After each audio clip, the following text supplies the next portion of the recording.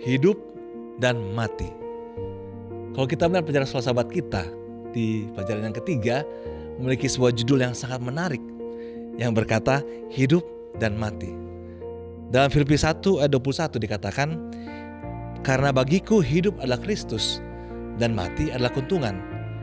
Kalau kita mau memilah karena hidup bagiku adalah Kristus, jelas sekali saudara, bagaimana kita hidup, kita merasakan berkat daripada Tuhan, kita mengetahui bagaimana karunia penebusan yang Tuhan sudah berikan kepada kita harus menyatakan Kristus dalam kehidupan kita. Di sisi lain, mati adalah keuntungan. Seperti apa maksudnya? Dalam pelajaran Sekolah Sahabat kita akan mengetahui lebih dalam apa arti daripada judul hidup dan mati ini.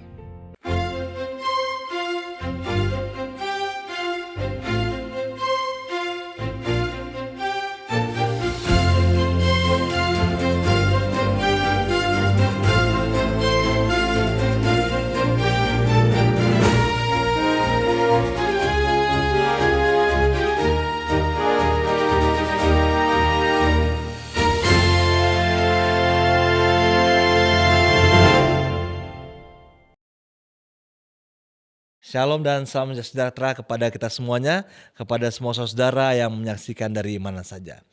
Tidak terasa, sahabat ini sudah masuk ke sahabat yang ketiga di tahun 2026. Ya, kita kembali mempelajari Sekolah Sahabat kita di pelajaran yang ketiga. Di mana pelajaran sahabat ini sangat luar biasa judulnya, hidup dan mati. Dan saya tidak sendirian, saya ditemani Pendeta Rio. Shalom Pendeta. Shalom Pak Presiden. Ya.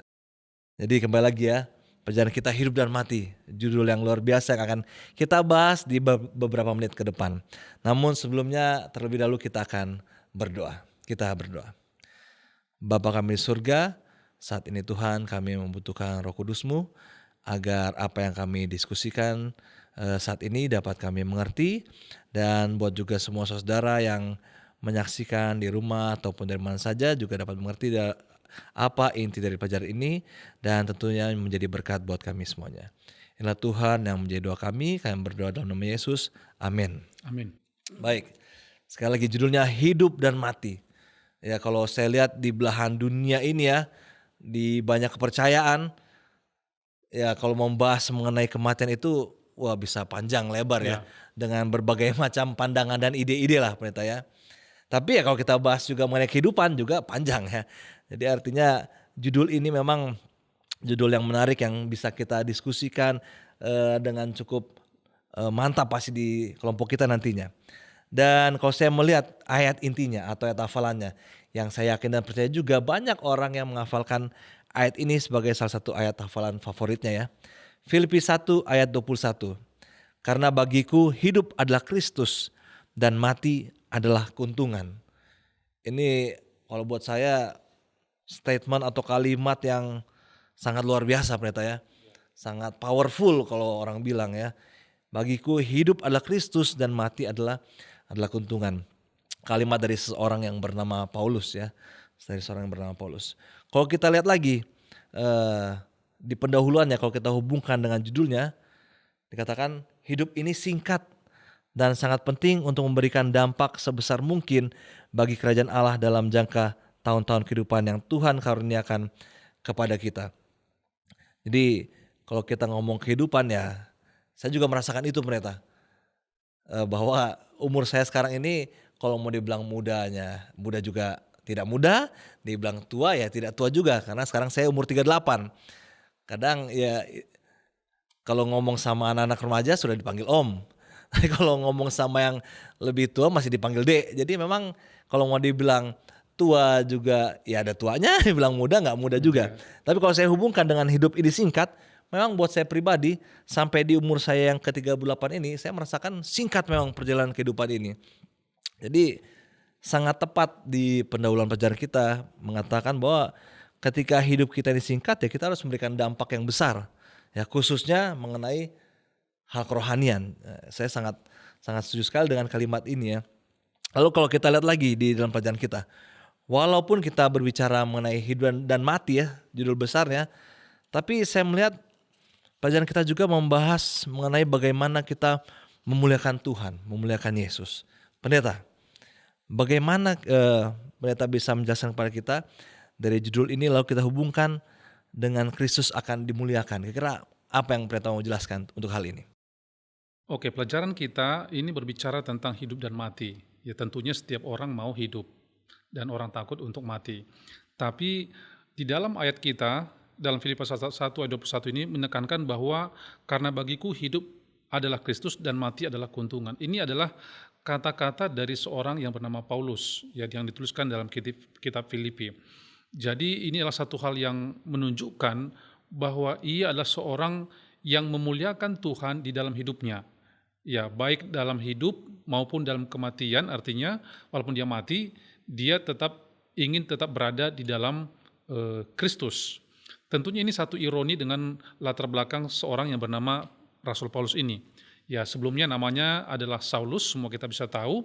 Saulus ini adalah seorang yang Sanhedrin yang sebelumnya berusaha untuk membunuh ataupun mencoba untuk menghilangkan kekristenan dan kemudian mencari orang Kristen dan kemudian berusaha menganiaya orang Kristen. Sehingga Rasul Paulus ini sebelumnya adalah orang-orang yang membenci kekristenan dan sangat benci kepada Yesus itu sendiri.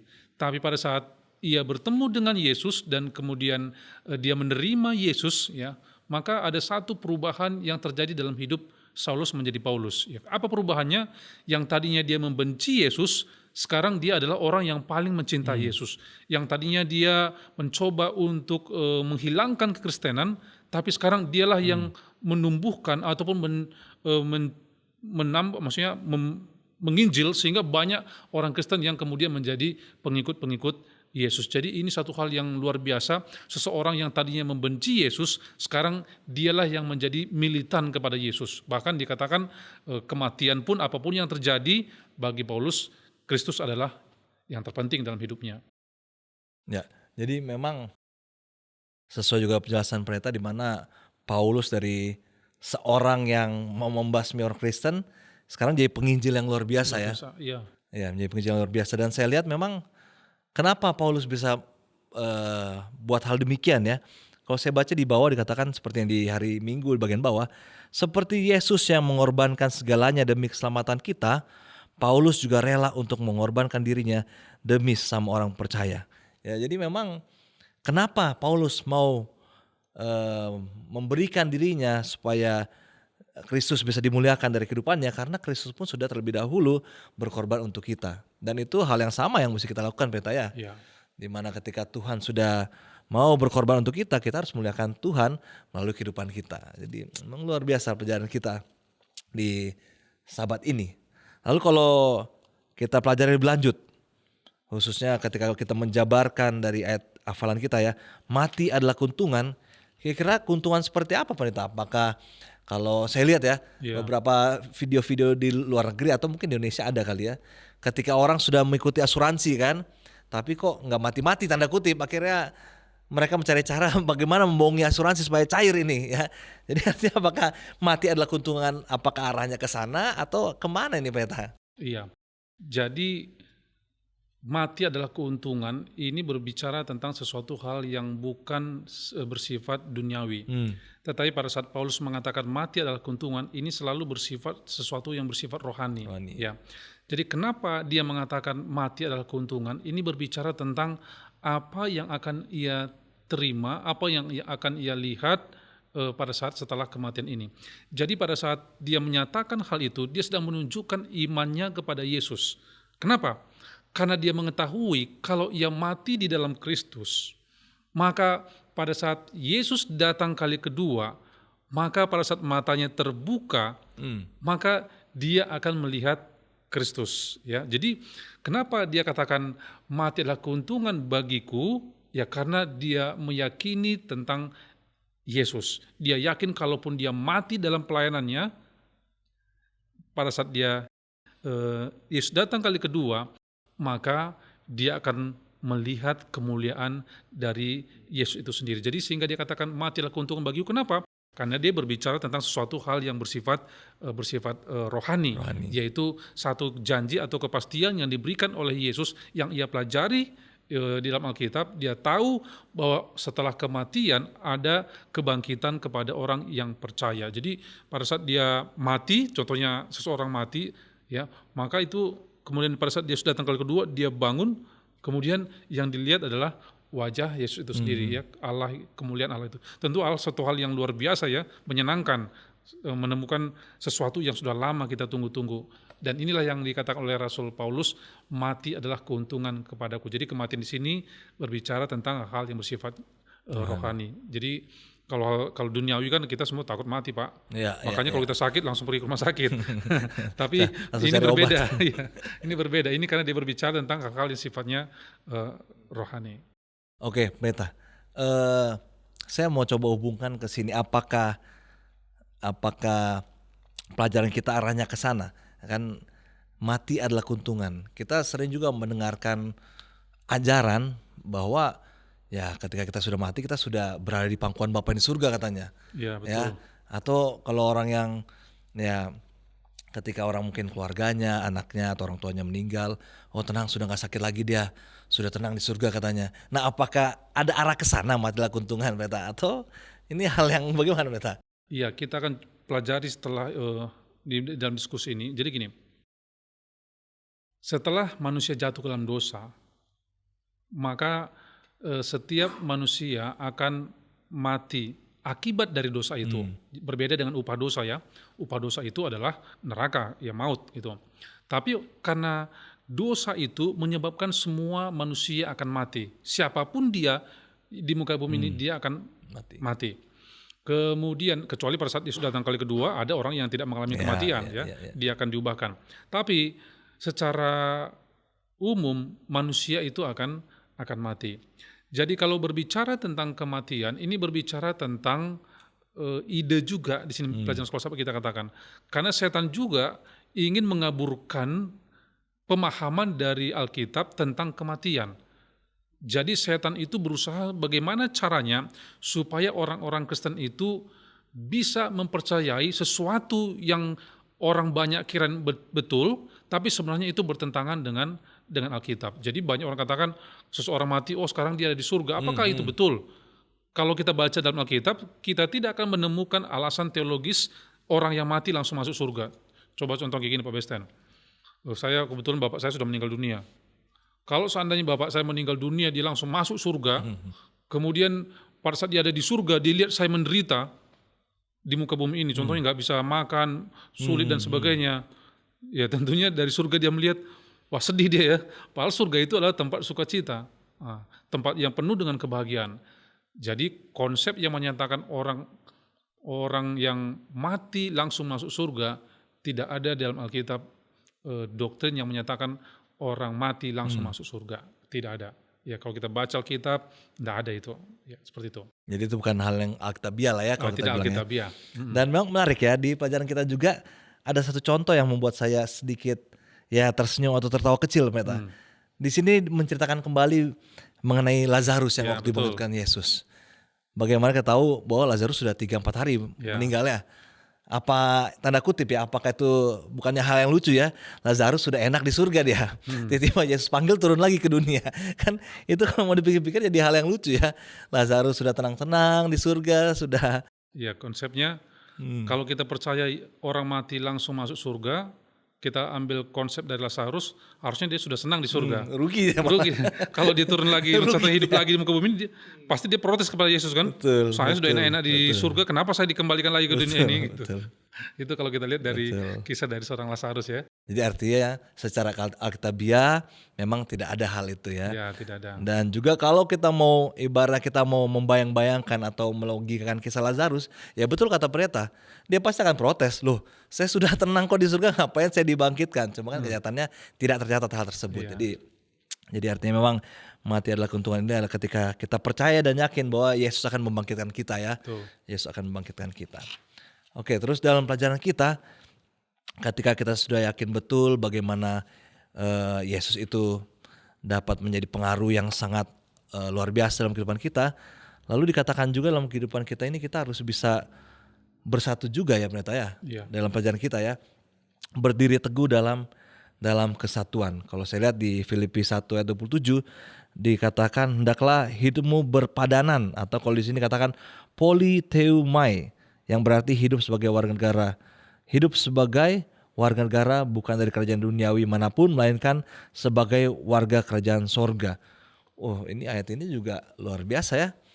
Nah, bagaimana pendeta mau menjelaskan mengenai kesatuan ini dan sebagai seorang warga negara sorga ini, pendeta? Oke, kalau kita berbicara tentang doa terakhir Yesus untuk murid-muridnya, itu selalu berpusat pada tema untuk kesatuan, ya.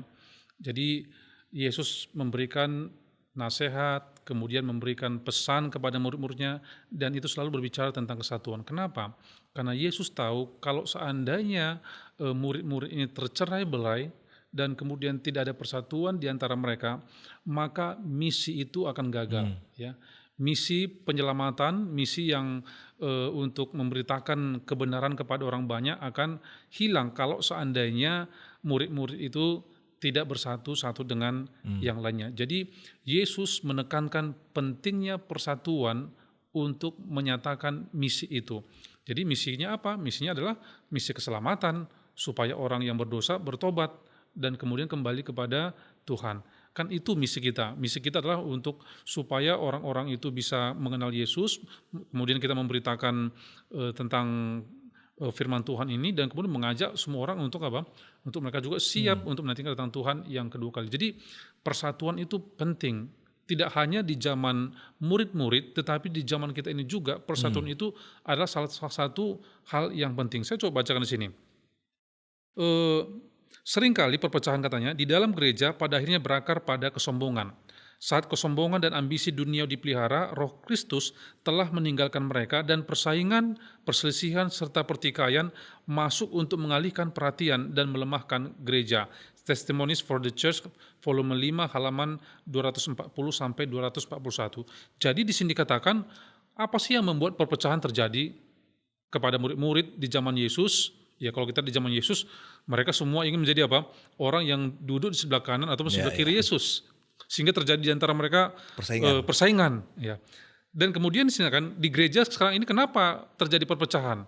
Ya, kita gampang bisa melihat di gereja-gereja sekarang ini karena ada kesombongan. Ada orang-orang tertentu yang mungkin merasa dominan di dalam gereja, kemudian menganggap yang lain tidak penting, menganggap bahwa dialah pusat dari sesuatu di gereja dan apa yang ingin disampaikan itu sesuatu yang benar. Ya, kesombongan itu membuat terjadinya perpecahan di dalam gereja, dan ini yang diamarkan oleh Tuhan. Hati-hati dengan dosa kesombongan, karena dosa kesombongan inilah yang memecah belah dari umat-umat Tuhan, dan dosa ini juga yang membuat misi penginjilan itu gagal. Dan setan sedang berusaha bagaimana caranya supaya misi itu gagal, dengan cara apa? Memecah belah umat-umat Tuhan. Kalau seandainya sudah terpecah belah, maka nggak akan ada yang bisa berhasil dalam pekerjaannya. Semua akan gagal karena tidak ada kebersamaan di antara umat-umat Tuhan. Ya, saya kalau sudah berbicara mengenai persatuan, pendeta, Ya. saya selalu teringat dengan sebuah cerita nyata ini, tapi tidak perlu saya sebutkan dari mana, dari gereja apa. Di mana ada satu gereja yang mereka ini lagi kompak-kompaknya jemaat ini, dan mereka lagi mau membangun, lagi membangun gereja. Dan seperti pendeta katakan bahwa setan punya cara bagaimana bisa membuat hal-hal tertentu menjadi merusak persatuan jemaat itu ya. Betul, ya. Jadi satu gereja ini ketika mereka lagi semangat membangun, lalu tibalah mereka memutuskan untuk membuat tangga di gereja mereka ini. Ya. Ini kisah nyata, mungkin bisa saja ada yang tahu di rumah kisah ini, tapi saya akan sampaikan lagi karena berhubungan dengan pelajaran kita. Ya. Jadi ketika mereka mau membuat tangga untuk menuju ke gereja ini, setengah kelompok bilang tangganya di tengah, setengah kelompok bilang tangganya di samping. Akhirnya, ya memang akhirnya gereja ini jadi. Tapi sebelum proses gereja ini jadi, pendeta, gereja ini pecah. Jadi memang luar biasa ya, artinya bagaimana setan membuat sebuah jemaat bisa rusak persatuannya hanya karena menentukan posisi tangga. Ya, jadi artinya dengan apa yang pendeta sampaikan bahwa ya karena hubungannya juga ketika kita ngomong persatuan ini berhubungan juga dengan penginjilan. Ya, tapi kalau kita hubungan lagi dengan bagaimana sebuah jemaat bisa pecah hanya karena berbicara mengenai tangga, ya artinya luar biasa ini. kalau saya bisa lihat juga itu hubungan dengan kesombongan itu sendiri Pendeta ya. Iya. Artinya mungkin kelompok yang satu dengan bilang tengah-tengah, wah ada pride-nya di sana yang mereka pertahankan sampai akhirnya pecah ya, walaupun puji Tuhan gereja itu tetap jadi, dan saya pernah datang gereja itu. Saya pernah datang gereja itu dan tangganya di tengah. Oh, Tangganya di tengah. Tapi ya itu artinya kembali lagi bahwa salah satu tugas kita ya, kita menyatakan Kristus dengan bagaimana, dengan cara kita memuliakan Tuhan dalam kehidupan kita dan juga menginjil. betul. Dan salah satu hal yang terpenting yang bisa kita tambahkan ketika kita menginjil adalah persatuan itu sendiri. Ya, kalau kita lihat pelajaran kita saya akan bacakan. Karena persatuan sangat penting untuk melaksanakan misi penyebaran pekabaran yang diberikan Tuhan. Dan doa Yesus dalam Yohanes 17 menekankan kebenaran firman Tuhan sebagai salah satu kunci utama bagi persatuan. Maka pekabaran kita tidak dapat dipisahkan dari misi maupun kesatuan kita. Jadi ternyata penting ya kalau kita, bagaimana kita juga bisa mau menginjil ke orang banyak kalau di dalam pun ternyata ya ada kubu-kubu. Betul, tidak ada persatuan. Tidak ada persatuan. Jadi memang kalau kita sudah berbicara mengenai persatuan, hal yang sangat sering kita jumpai di gereja kita, baik hal yang positif ataupun bisa juga kepada hal yang negatif. Oke, Pendeta, kalau kita kembali lagi ya, kalau kita kembali lagi dalam pelajaran kita mengenai Paulus ini, kira-kira titik balik apa sih Pendeta yang bisa membuat Paulus yakin betul dengan pilihannya dia menjadi seorang rasul Tuhan ini? Oke. Jadi seperti ini Pak Besten. Jadi Rasul Paulus ini sebelum dia bertobat menjadi seorang Kristen, dia adalah seorang yang menyelidiki Alkitab. Dia suka belajar Alkitab. Dan Saulus sebelum dia bertobat menjadi orang Kristen, dia adalah orang yang hatinya benar-benar tertuju kepada Allah, apa yang ia percayai pada saat itu. Sehingga bagi dia pada saat itu adalah membunuh orang Kristen ataupun membenci Yesus itu adalah satu kebenaran dalam imannya. Sehingga kemudian dia rela untuk pergi dan kemudian mencari orang Kristen dan kemudian menganiaya orang Kristen. Karena bagi dia itulah satu kebenaran. Sehingga pada saat Tuhan ya bertemu dengan dia melalui penglihatan tersebut dan kemudian dia baru tahu bahwa apa yang selama ini dilakukan itu salah, maka kemudian dia berbalik, yang tadinya membenci Yesus sekarang dia mencintai Yesus. Jadi gini, bukan karena Paulus ini sebelumnya adalah orang jahat, tidak. Dia adalah orang yang sebenarnya orang yang baik, tapi dia melakukan apa yang diyakini oleh imannya, yaitu membunuh orang Kristen atau menganiaya orang Kristen, itulah sesuatu kebenaran. Tapi pada saat dia tahu tentang Yesus, dia tahu bahwa itulah satu kejahatan. Membenci orang lain itu adalah kejahatan, menganiaya orang lain adalah kejahatan, dan kemudian sekarang dia belajar untuk menjadi orang yang rendah hati katanya, orang yang sabar. Dia diajarkan di sini. Saya baca seperti ini. Sebaliknya katanya, kita harus menggunakan kasih, belas kasihan, damai sejahtera, kelembutan, kesabaran, kebaikan, dan pengendalian diri. Senjata kita yang paling berkuasa jika digunakan dengan bijaksana adalah firman Tuhan yang dipimpin oleh Roh, katanya Efesus pasal 6 ayat 17. Karena hanya Allah yang dapat membawa kebenaran dalam hati seseorang. Kita hanyalah alat yang digunakan oleh Tuhan untuk mencapai tujuannya. Jadi ya bagi Rasul Paulus pada saat itu Tuhan sendiri yang menjamah hatinya. Ya, jadi nggak ada orang lain yang menjamah hatinya, tapi kuasa Tuhan itu yang menjamah hatinya sehingga kemudian dia diubahkan oleh Tuhan. Dan apa bukti dari dia diubahkan? Pak Besten seperti ini. Tadinya dia menganiaya orang Kristen. Kemudian tiba-tiba dia bertobat menjadi orang yang mencintai orang Kristen. Pada saat dia menjadi orang Kristen, pengikut Yesus, dia berada di dilema. Yang pertama dilemanya adalah bagi orang Kristen, dia dianggap adalah apa? Musuh. Dan sekarang temannya yang tadinya sama-sama imannya, jadi musuh. Dia juga menganggap dia jadi musuh. Jadi pada saat dia menjadi seorang Kristen, dia adalah seorang yang berada di tengah, maksud saya dia tidak diterima di sisi sebelumnya dan juga sisi orang Kristen. Tapi Paulus menunjukkan dalam hidupnya bahwa pada saat dia bertemu dengan Yesus, kehidupannya benar-benar diubahkan. Makanya kalau kita baca di dalam pelajaran kita ini, kita baca dalam 2 Korintus pasal 11, dia kasih tahu itu. Pada saat dia menjadi Kristen, dikatakan beberapa kali saya masuk di penjara. kemudian beberapa kali karam kapal, kemudian dia Ya, kelaparan, dia kehausan, dia didera katanya, dia disesah katanya. 5 kali aku disesah oleh orang Yahudi katanya. Kemudian 40 kali dicambuk kurang satu katanya. Jadi waktu sebelum dia menjadi Kristen, hidupnya tenang, aman. Tapi setelah menjadi seorang Kristen, dia menceritakan kepada orang-orang di Korintus bagaimana penderitaan yang ia alami setelah menjadi orang Kristen, setelah menjadi orang yang percaya kepada Yesus. Tapi dia tidak berfokus kepada penderitaan itu. Tapi apa katanya? ya, ya. Bagi saya katanya apa? Hidup adalah Kristus. Walaupun dia menderita secara fisik di penjara, saya belum pernah di penjara Pak Besten. Walaupun sering Jangan ke pendeta. penjara, iya. Tidak usah. Tapi ini contohnya. Jadi kalau saya pikir, kalau saya sebagai anggota jemaat ataupun pendeta, ya kalau hanya masih contohnya dimarahi oleh seseorang, kita harus mengingat, Paulus. Kalau contohnya kita pukul seseorang, contohnya kita oleh karena kebenaran, kita harus ingat Kristus.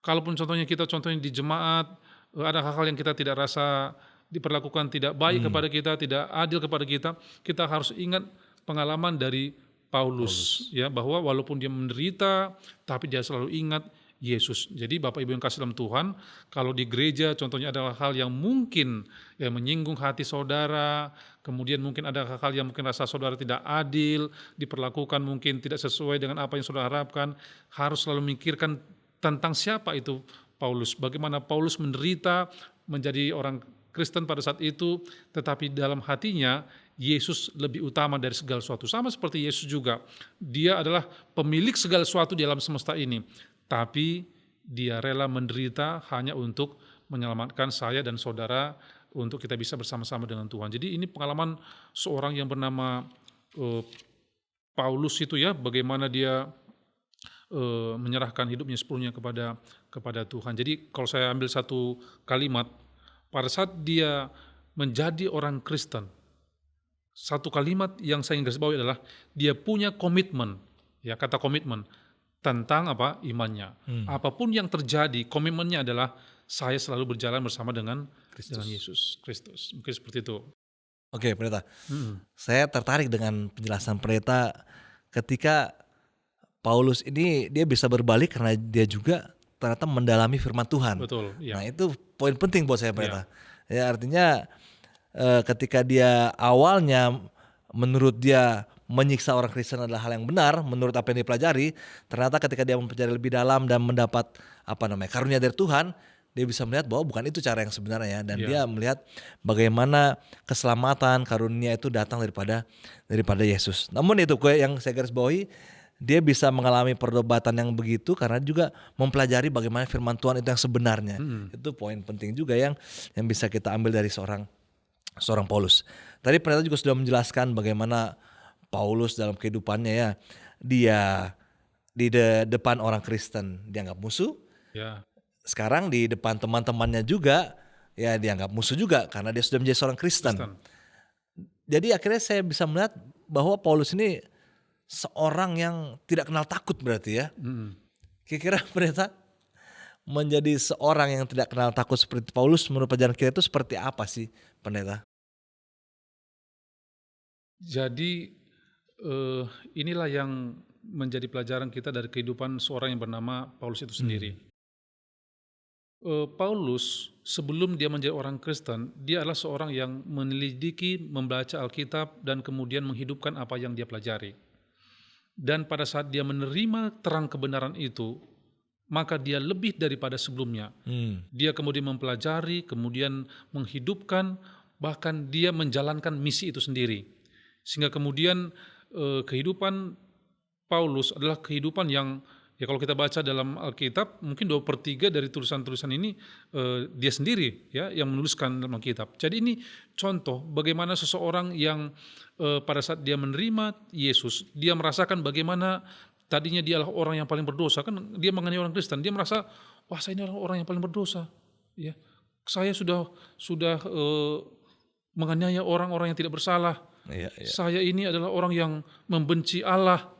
Ya. Jadi dia merasakan bahwa saya ini adalah orang paling berdosa.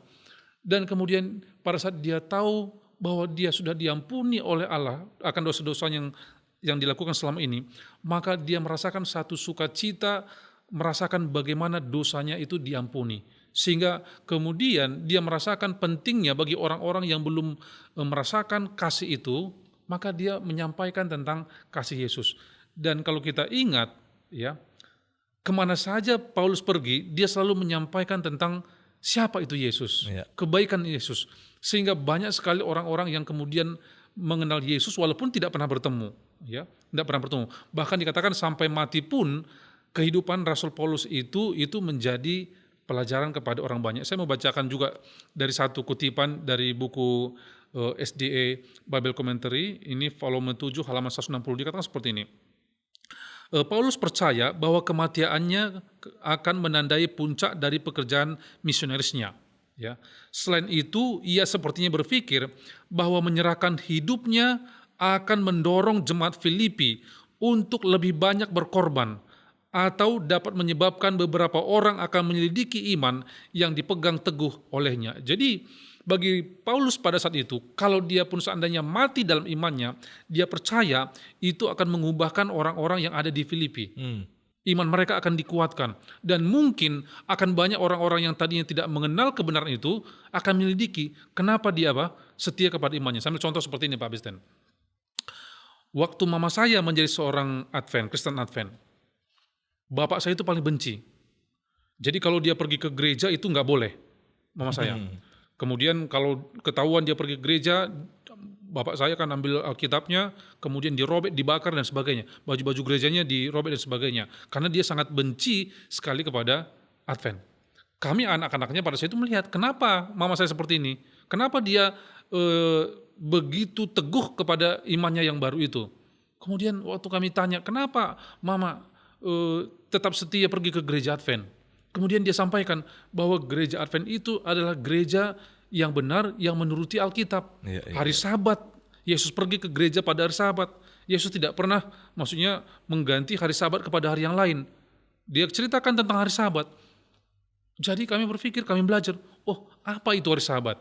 Dan kemudian pada saat kita pelajari, makanya pada akhirnya kami anak-anaknya menerima akan kebenaran itu dari ibu kami yang teguh dalam imannya. Coba bayangkan kalau seandainya dia tidak teguh dalam kepercayaannya pada hari Sabat, maka saya yakin mungkin kami juga tidak pernah mengenal akan kebenaran ini. Jadi ini contoh bagaimana Rasul Paulus itu, dia percaya kalaupun dia mati, maka iman itu akan tetap hidup, ya, akan tersebar kemana saja.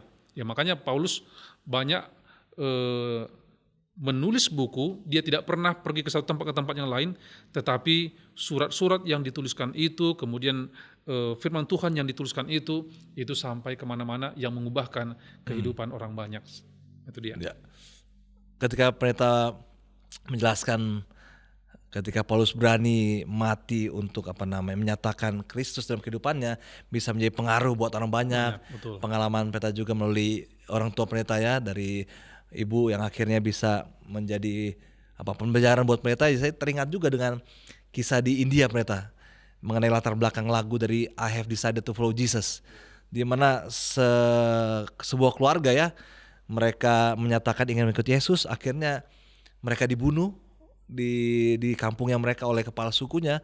Namun di balik kematian mereka, kepala suku ini malah mencari tahu kenapa sih mereka mau mempertahankan iman mereka, hingga akhirnya kepala suku ini pun bertobat mengikuti Yesus, dan juga begitu pula beberapa orang yang di desanya. Jadi artinya memang ketika kita betul-betul mempertahankan iman kita kepada Yesus, ya terlepas kita menderita atau tidak, pasti ada banyak orang di luar sana yang memperhatikan kita, yang bisa jadi bisa menerima kebenaran karena kita mempertahankan iman kita. Oke pendeta, sebagai kesimpulan perjalanan kita, kira-kira apa yang mau pendeta sampaikan? Setelah itu pendeta bisa menutup dengan doa tutup kita.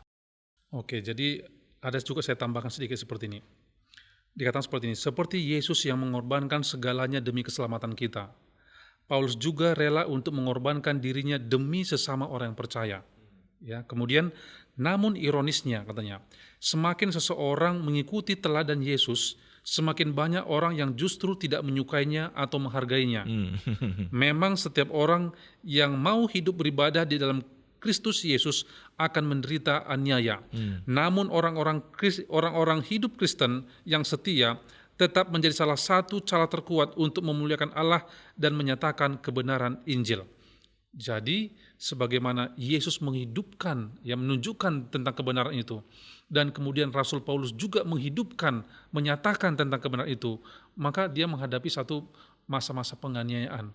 Yesus juga menyatakan kepada kita, aku dianiaya dan kamu juga akan menghadapi penganiayaan oleh karena imanmu. Tetapi Tuhan menjanjikan juga kekuatan kepada kita, orang yang percaya ini. Jadi bila mana pada suatu hari nanti dalam iman kita, sebagaimana Paulus pada saat dia hidup di dalam Kristus dan kemudian dia mengalami penderitaan-penderitaan secara fisik ataupun yang lainnya, kita juga harus mengingat pada saat kita dekat dengan Tuhan, semakin dekat kepada Tuhan, setan juga berusaha bagaimana caranya kita supaya jauh daripada Tuhan. Jadi penting sekali dalam hidup kita mengingat bahwa walaupun kita menderita dalam iman kita, dalam kehidupan kita sehari-hari, kita harus ingat bahwa sukacita yang sebenarnya disiapkan oleh Tuhan kepada orang yang percaya kepada Tuhan. Pada saat kita nanti meninggal dunia di muka bumi ini, contohnya meninggal dunia, pada saat kita Yesus datang kali kedua, kita bangun, maka wajah yang pertama yang kita lihat adalah Yesus itu sendiri. Jadi tetap setia kepada iman kita, sama seperti Paulus, kalaupun kita punya permasalahan dalam iman kita, kita harus tetap teguh kepada Yesus, dan kita harus ingat, dalam kehidupan kita di jemaat ataupun di gereja akan selalu ada masalah-masalah yang terjadi. Tetapi persatuan adalah hal terpenting. Karena kalau tidak ada kesatuan di dalam jemaat, maka pekerjaan misi itu tidak akan bisa berhasil. Ini penting sekali bagi kita umat-umat Tuhan. Terima kasih Pendeta. Boleh Pendeta menutup dengan doa untuk pelajaran kita di saat ini. Baik, untuk menutup pelajaran kita, mari kita sama-sama tunduk kepala kita berdoa. Tuhan kami yang bertahta dalam kerajaan surga, kami berterima kasih saat ini kami belajar akan firman Tuhan, bagaimana seorang yang bernama Paulus pada saat dia menyerahkan hidupnya kepada Tuhan, dia menjadi seorang yang selalu bergantung kepada Tuhan, percaya kepada Tuhan, menyampaikan firman kepada orang banyak dan menjalankan misi Tuhan untuk memenangkan jiwa-jiwa kepada Kristus. Dan dalam kehidupannya juga ia mengalami banyak sekali penderitaan secara fisik, tetapi dia yakin dan percaya bahwa baginya Yesus jauh lebih penting daripada segala sesuatunya. Baginya hidup adalah Kristus dan mati adalah keuntungan, dan kiranya ini juga menjadi bagian kami semua, sehingga kami dapat teguh dalam komitmen kami untuk menjadi anak-anak Tuhan yang selalu bergantung sepenuhnya kepada Tuhan. Berkati Bapak Besten yang telah bersama-sama untuk membentangkan pelajaran pada saat ini. Kiranya Tuhan juga memberkati hamba Tuhan ini dalam pelayanannya, dalam keluarga. Tuhan juga khususnya memberkati anak-anak yang Tuhan percayakan di tengah-tengah keluarganya. Berkati kami semua yang hadir pada kesempatan ini. Berkati juga iman kami untuk selalu bertumbuh bersama dengan Tuhan dan berjalan bersama dengan Tuhan. Ampunkan kami atas segala dosa kami. Di dalam nama Yesus kami berdoa. Amin. Amin. Terima kasih Pendeta. Terima kasih buat semua saudara yang sudah menyaksikan. Terima saja. Tuhan memberkati kita.